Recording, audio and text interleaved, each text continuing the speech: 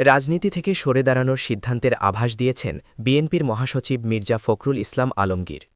দীর্ঘ রাজনৈতিক জীবনের নানা ঘাত প্রতিঘাত পেরিয়ে এমন সময় তার এই সিদ্ধান্তের ইঙ্গিত, যা ঘিরে রাজনৈতিক অঙ্গনে শুরু হয়েছে আলোচনা ও জল্পনা কল্পনা।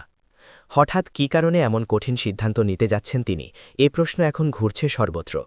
তবে রাজনৈতিক মহলে গুঞ্জন উঠেছে, নতুন কোনো ভূমিকায় দেখা যেতে পারে তাকে। এমনকি কেউ কেউ প্রশ্ন তুলছেন, তিনি কি হতে যাচ্ছেন দেশের আগামী রাষ্ট্রপতি। যদিও এ বিষয়ে এখনও কোনো আনুষ্ঠানিক বক্তব্য পাওয়া যায়নি।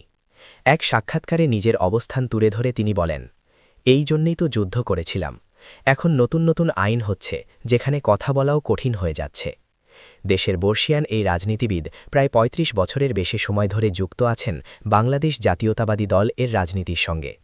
২০১৬ সাল থেকে তিনি পূর্ণকালীন মহাসচিব হিসাবে দায়িত্ব পালন করে আসছেন। আওয়ামী লীগ সরকারের সময় যখন দলটি ছিল চাপে, তখন নেতৃত্ব দিয়েছেন তিনি। বিশেষ করে খালেদা জিয়া গ্রেফতার হওয়ার পর কেন্দ্রীয় থেকে তৃণমূল পর্যন্ত দলকে সংগঠিত রাখতে গুরুত্বপূর্ণ ভূমিকা পালন করেন তিনি। এদিকে দলীয় কর্মসূচি হিসেবে আগামী ১৫ ফেব্রুয়ারি সারা দেশে বিক্ষোভ কর্মসূচি ঘোষণা করেছে বিএনপি, দলীয় নেত্রীর মুক্তির দাবিতে। বর্তমান রাজনৈতিক প্রেক্ষাপটে দলটির জন্য ইতিবাচক সময় বিরাজ করছে। তারেক রহমান এর নেতৃত্বে নতুন করে সংগঠিত হচ্ছে দল, এমনটাই মনে করছেন বিশ্লেষকরা। ঠিক এমন সময়েই রাজনীতি থেকে সরে দাঁড়ানোর ইঙ্গিত। আর তাতেই বাড়ছে প্রশ্ন, কী হতে যাচ্ছে পরবর্তী রাজনৈতিক সমীকরণ।